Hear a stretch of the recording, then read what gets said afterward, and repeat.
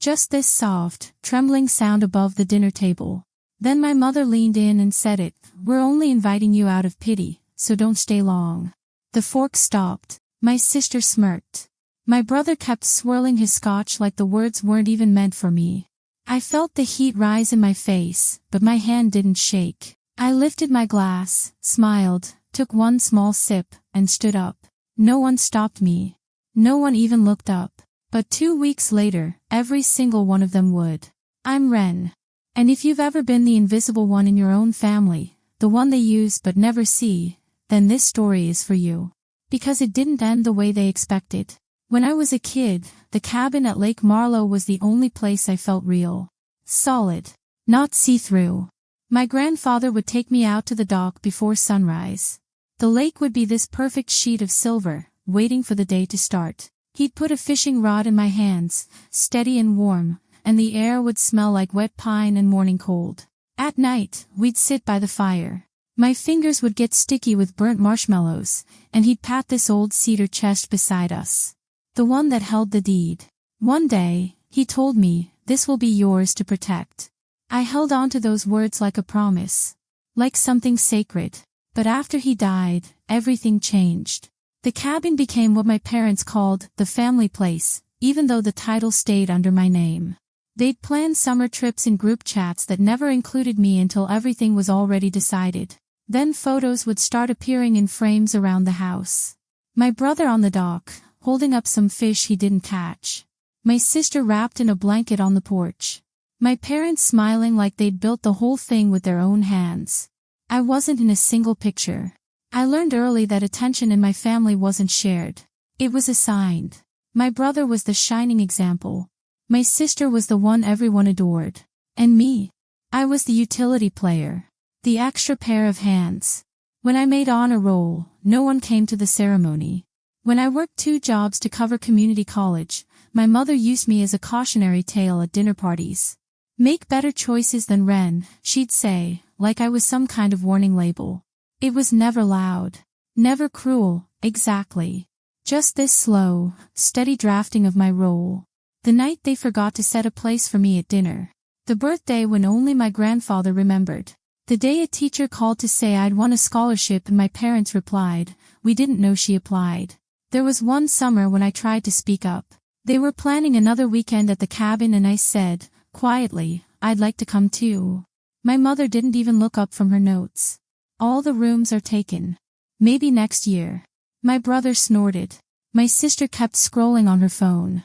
I stood there holding a bag of groceries, snacks they'd asked me to pick up. Someone said we needed them for the trip. No one noticed when I set the bag down and walked out. Looking back, I think that was the day I understood the silence they expected from me. And I learned how to survive inside it. But surviving isn't the same as living. I was just existing in the margins of their lives, filling space when they needed me, disappearing when they didn't.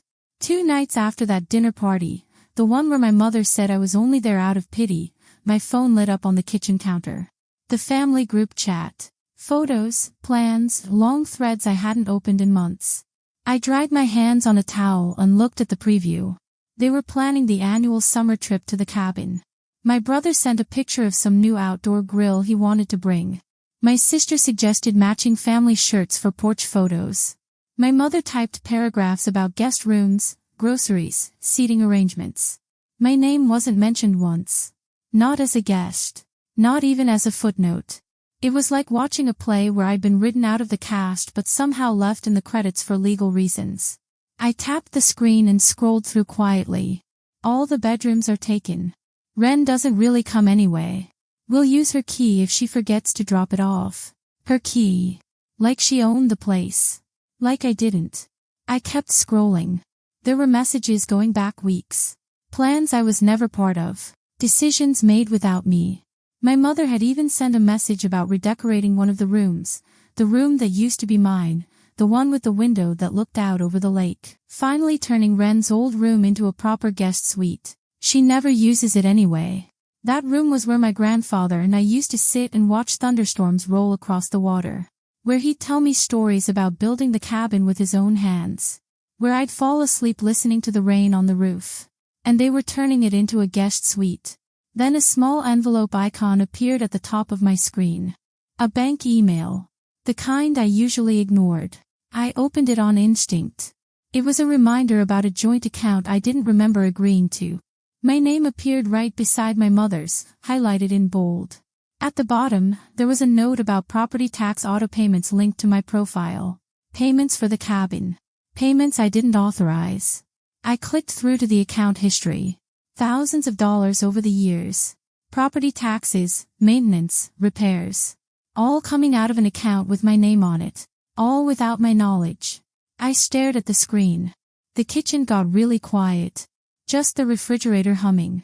A car passing outside. My breath felt heavy, like the air had thickened. I wasn't just overlooked. I wasn't just the extra guest. I was a name they used when paperwork required someone responsible. A signature they forged on documents I never saw. A credit line they opened without asking. I set the phone down face down on the table. New messages buzzed against the wood, rattling like something trying to crawl back into my attention. I didn't pick it up. Instead, I sat in the chair by the window, pulled my knees in, and watched the city lights flicker. Towels hung unevenly on the counter. A stack of mail leaned against the fruit bowl. Everything looked paused. Waiting. I closed my eyes for a moment. When I opened them, I felt something settle. Not anger. Not even hurt. Clarity. I smiled. Small, quiet, almost invisible. The kind of smile no one in that group chat would ever notice. But they would soon. The morning after, I woke before my alarm. The apartment was dim, washed in that gray light that makes everything look softer. I tied my hair back, padded barefoot into the kitchen, and started the coffee maker. The slow drip filled the silence like a metronome. I sat at the small wooden table, surface marked with old coffee rings and scratches from years of work, and opened my notebook. The same one I used for freelance clients. I turned to a fresh page. The pen felt heavier than usual, but the words came easily. Sell the cabin. Close joint accounts. Call lawyer about the estate. 3 lines. Neat, simple, steady. A plan built from silence. I took a sip of coffee, then pulled the metal filing cabinet open. It groaned like it always did, scraping through the room. Inside were years of documents. Old bank statements, tax letters, utility bills. Things most people would have thrown away. I kept everything. Not out of sentiment. Out of survival. I'd learned a long time ago that my family's version of events didn't match reality. So I kept records. Every email. Every text. Every document with my name on it. Just in case. Near the back, wrapped in an old envelope, I found the deed to the cabin. The paper was slightly yellowed, still smelling faintly of cedar from my grandfather's chest. I placed it carefully on the table, smoothing the edges with my palm. My phone buzzed. Another message from the group chat. I glanced at it without opening. Can someone grab extra firewood? Wren usually handles that stuff. Wren usually handles that stuff. I stared at those words for a long moment. All the times I'd driven 2 hours with supplies they forgot. All the times I'd cleaned up after their weekends while they posted pictures. All the times my name came up only when there was work to be done or a bill to be paid. I'd become a ghost in my own inheritance. Present enough to be useful, invisible enough to be ignored. I set the phone aside and went back to the deed. At 7:14 in the morning, I called Reed, a real estate agent I'd worked with years ago. He answered with a tired voice, clearing his throat. Wren. Everything okay? I need to sell the cabin. No hesitation. Quiet. Efficient. There was a pause long enough that I could imagine him sitting straighter, waking up fully. The one by Lake Marlowe. Your grandparents' place. Yes. I thought your parents used it. They do. But they don't own it. Another pause. A shift. The kind where someone realizes the ground beneath them isn't what they assumed. All right, he said slowly. Send me everything you have. I'll draft the paperwork. We hung up. I scanned the deed page by page, the soft hum of the scanner filling the kitchen. Sent the files to Reed with a short message. Then moved to the next item on my list. Joint accounts. I logged into the bank portal, the blue-white light of the laptop screen lighting my face. My name appeared in places I didn't expect. Co-signer on an old checking account. Secondary on a credit line. Attached to auto payments for the cabin's property taxes. I clicked through each one, reading the fine print. The dates. The signatures. Some went back years. One account had been opened 3 months after my grandfather died. I was listed as co-owner, but I'd never signed anything. Never even knew it existed. Close account. Remove name. Disable autopay. Each action made a soft clicking sound. Like distant dominoes. I took notes as I went, marking confirmations with small check marks in the notebook. At one point, my phone buzzed. A text from my sister. Mom's planning the trip. Are you coming or not? The audacity of it. Acting like I had a choice. Acting like I'd ever been truly invited. I let the message fade from the screen without opening it. By noon, I had closed 4 accounts, removed myself from 3 others, and cancelled every automatic payment tied to my name. The silence in the apartment felt different now. Not empty. Intentional. Controlled. Next, I drafted an email to Kenneth, my parents' estate lawyer. I'd met him once, years ago, at my grandfather's funeral. He'd handed me his card and said, "If you ever need anything." I never thought I would. Hello. I'd like to review all documents related to the family estate and ensure my rights are properly represented. Please advise on available dates. Regards, Wren. I read it twice, then hit send. Another buzz from my phone. A voicemail alert. Probably my mother, though she hadn't called me directly in weeks. I didn't listen to it. Not yet. Instead, I cleaned the table, stacking the papers into a single organized pile. Slid them into a folder and placed it on the counter. The apartment felt sharper. Like the edges of things had come into focus. The plan wasn't emotional. It wasn't loud. It didn't need to be. It was procedural. Exact. Unmistakably mine. Around 3, Reed texted. Got the deed. Everything checks out. Starting the listing quietly.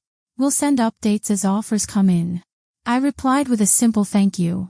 As the afternoon faded into early evening, I sat by the window with a fresh cup of coffee. The city moved below me. Cars, voices, wind pushing against the glass. I watched it all with a stillness I hadn't felt in years. They had spent so long treating me like a name they could use. A space they could fill. A signature they could borrow. I had played along. I had stayed quiet. But this time, the silence belonged to me. I closed my notebook, set my pen on top of it, and took one slow, steady breath. This time, I wouldn't fix what they'd broken. 2 weeks passed before anything happened. Long enough for the silence to settle into my apartment like a second layer of paint. I worked. Cooked simple meals. Answered emails. Watched the city move outside my window.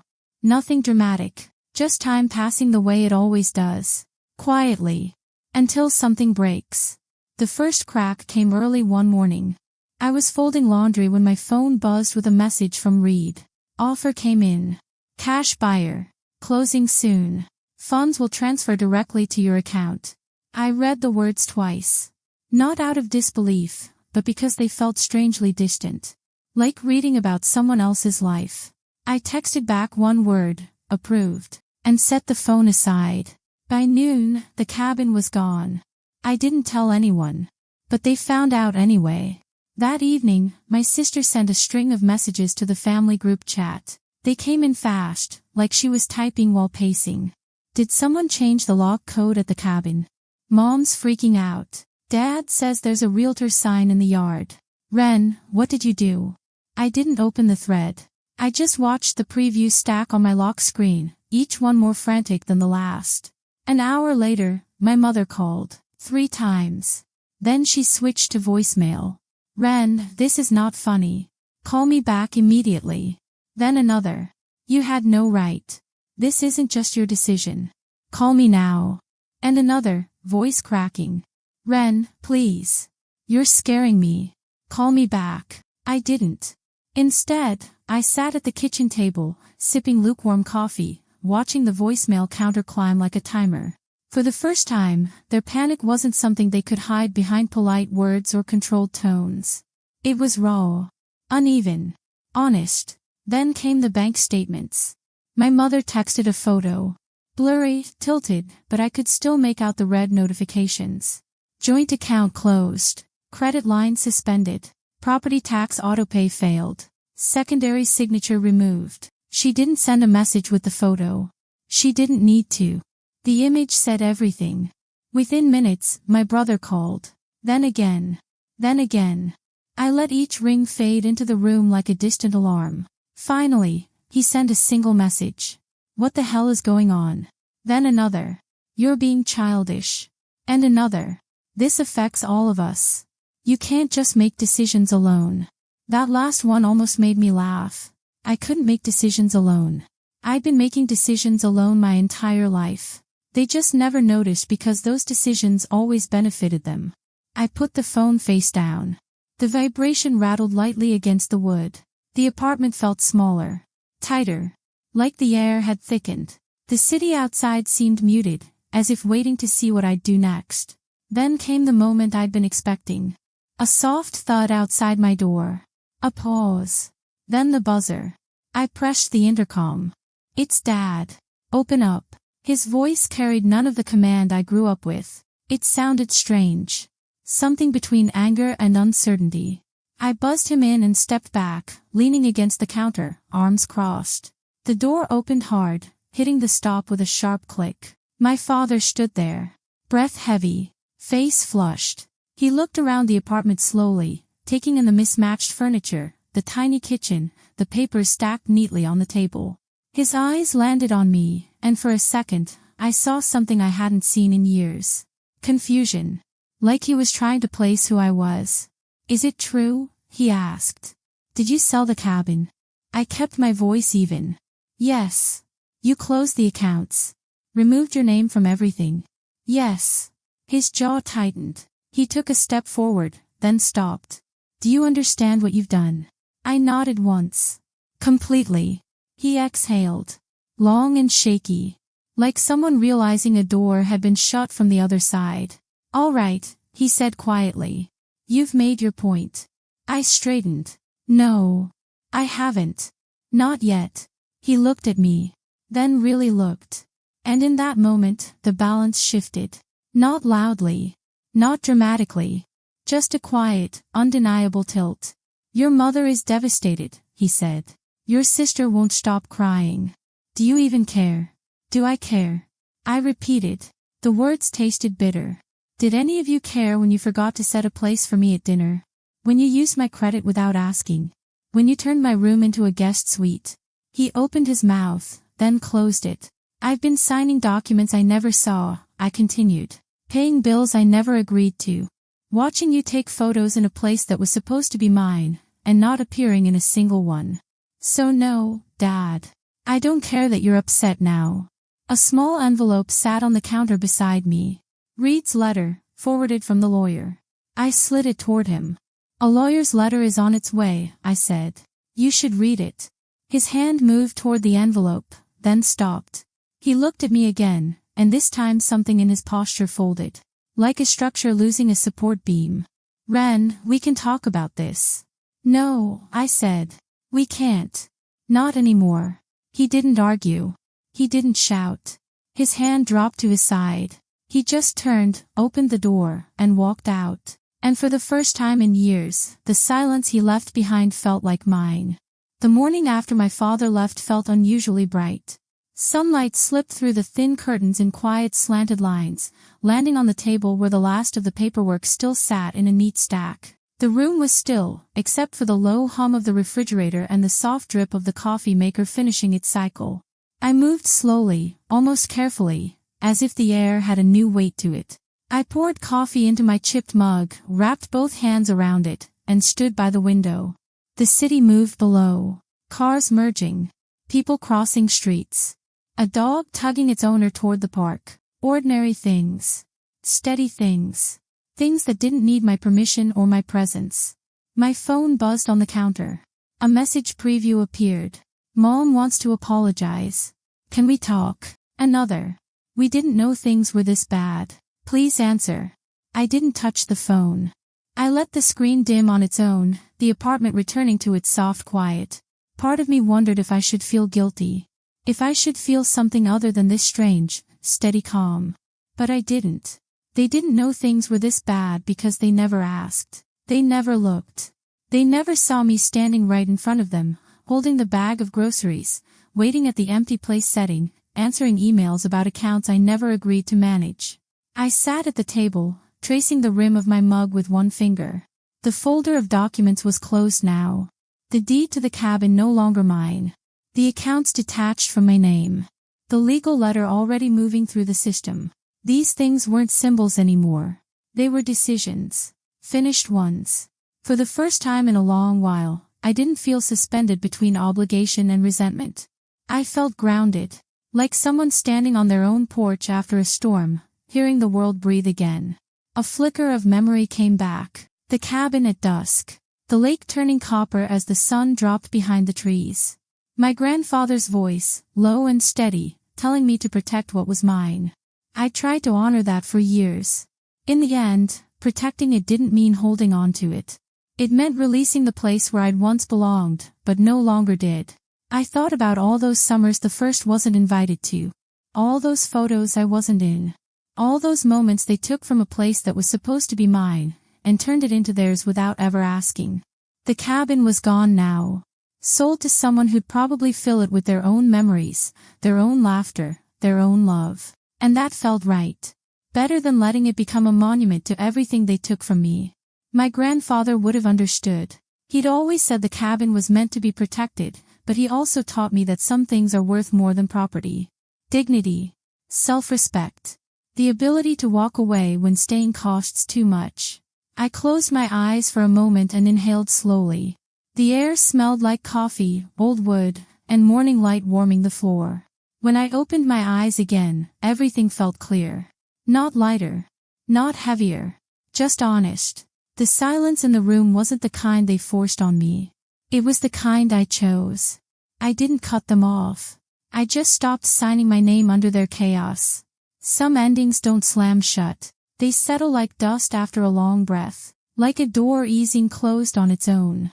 And if you've ever reclaimed your quiet, even once, you know the sound it makes. It isn't loud. It isn't angry. It's the soft click of a life finally belonging to you. Thanks for listening, and if you liked this story, give it a thumbs up. Don't forget to comment and subscribe for more stories about finding your voice when you've been silenced for too long. Sometimes the most powerful thing you can do is stop carrying what was never yours to begin with.